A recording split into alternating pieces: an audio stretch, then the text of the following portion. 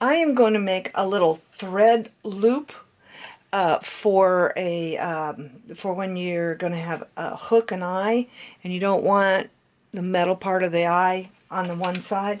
So I've got 4 strands of thread, regular thread, and I'm going to put it underneath the presser foot, kind of through that little opening hole.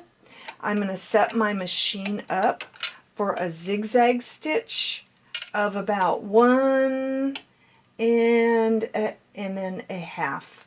And I'm just going to stitch over top of the thread. Now obviously there is not going to be feed dogs involved because I'm right down the middle. So I'm just going to kind of hold this and let it stitch across, and keeping it right above that foot. And there's a little bit of a groove on the foot. This is obviously a lot more than I need, but I'm gonna, sometimes when you make something, some places are better than others. So let's take a look and see how I did.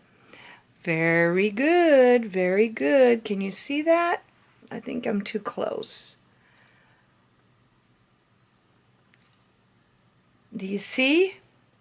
Now what I'm going to do is use this loop in the top of the zipper, and I'm going to stitch it into the zipper part so that it's flat, and it's also very stiff because that much thread is involved, and it's nice and wound, so it'll work out really well.